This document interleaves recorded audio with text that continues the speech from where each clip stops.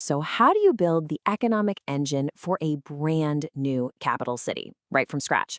Today, we're going to dive into this incredible 50 years story of a single college in Islamabad that did exactly that. It grew to become what they called the mother institution of commerce for the whole nation. Pretty amazing, right? All right, so let's really think about this. Picture it. It's the 1970s. Pakistan has a new capital, Islamabad, and it's just exploding with growth. It's fast becoming the nerve center for government, for corporations, the whole shebang. But wait, there's a huge problem. You need thousands, literally thousands of skilled people to actually run this city. Accountants, managers, you name it. So where are you going to get them from? You can't just wish them into existence. You have to build the source from the ground up. And this whole idea, it wasn't just some random thought. It was baked into the DNA of the country's founding vision. This message right here from Pakistan's founder, Quaid-e-Azam, it just sets the stage perfectly. He's saying, hey, it's not just about bricks and mortar. The real mission was about building a nation through its educated young people. And that is the powerful spirit, the why behind this college's creation. So, okay, the need was crystal clear, but the challenge? Oh, it was absolutely immense. And there's the phrase right there, a glaring lack. I mean, think about it. All these government ministries, these big corporations, they're all moving into the new capital. They need accountants, finance pros, business administrators, and they need them yesterday. The city was basically a blank slate, and there was just no local pipeline of talent to draw from. None. So an institution wasn't just a nice to have, it was an absolute emergency. All right, so how do you take this urgent need and turn it into a real functioning college? Well, the story of its early years is it's like a masterclass in growing at lightning speed. And it was all driven by one thing, overwhelming demand. Just look at this timeline. It's incredible. It starts out pretty small in 72, right? But get this, in just 3 years, the demand is so crazy, they're already having to offer university-level degrees. Then comes a massive milestone in 1992. They get their very own purpose-built campus. And that wasn't just a new building, it was a declaration. It said, we're here to stay and we have big plans. The growth was just so explosive that by 2003, they had to start a whole second shift of evening classes just to handle everyone. And then finally, in 2012, they get a new name that really reflects what they'd become, a serious modern postgraduate college. Okay, but here's where the story gets really interesting. There's a twist. All of that incredible success, well, it created a whole new, massive problem. Basically, the college did its job too well. Its reputation was just so good that it got completely swamped with applicants. The campus was literally bursting at the seams. It's the classic definition of being a victim of your own success.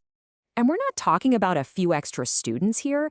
At this point, the student body had ballooned to over 1,500. Now, for a specialized college with, a finite amount of space, that's a breaking point. So what on earth do? You get creative, you innovate. The administration came up with something called the second shift, basically a whole new schedule of evening classes. It was such a brilliant practical solution. They didn't have to build a whole new campus. They just used the buildings they already had, but more efficiently. And just like that, poof, they basically doubled the number of students they could serve. It opened the doors to thousands more people. And this moment, this period of innovation, it led straight to the college's modern identity. The next big pivot wasn't just about getting bigger anymore, it was about getting fundamentally better. It was about re-engineering the entire academic core of the institution. And this right here just lays out that transformation so clearly. Look at the shift. They moved their affiliation from Punjab University to the much more prestigious, research-heavy Quaid-e-Azam University. That's a huge deal. But even more important, they got rid of the old 2-year degrees and brought in modern 4-year BS honors programs. For the students, this was a complete game changer. Suddenly, their degrees were aligned with international standards. They were getting a much deeper, more valuable education. So yeah, this wasn't just slapping on a new name. It was a total upgrade in the quality and the prestige of what you walked away with. And here's the kicker, the really crucial part. These new programs, they are the direct answer to that glaring lack we talked about from the 70s. Accounting and finance, business administration, commerce. I mean, these are the exact skills you need to run a modern economy. It just goes to show that this is an institution that never stopped listening, never stopped adapting to what the country actually needed. So, okay, fast forward 50 years. After all that evolution, What's the impact today? What's the living, breathing legacy of this place? Well, for starters, it's known as the Mother Institution of Commerce in Islamabad. And let me tell you, that's not just a fancy nickname. It's a title that was absolutely earned. For decades, it was the foundational public college in the capital for this specific field. It didn't just show up and join the party, it basically built the dance floor. And on the inside, it's structured exactly like you'd expect a serious, government-backed institution to be. I mean, this thing was built to last. But this is where the story really comes full circle. This is the real-world impact. Just think about it for a second. Pretty much every major bank, every big corporation, every government ministry in Islamabad, they are powered by the people who graduated from this college. These are the accountants, the managers, the civil servants. They are the very professionals that the city needed so desperately back in the 70s. This right here is the living, breathing return on that investment made all the way back in 1972. So, from a small college created just to fill a gap, to a major postgraduate institution that's literally shaping a national economy, what an incredible 50-year journey. And it leaves us with this one big question for the future, right? The world is changing faster than ever before.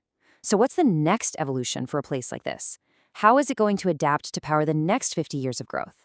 If its history has taught us anything, it's that it will absolutely find a way.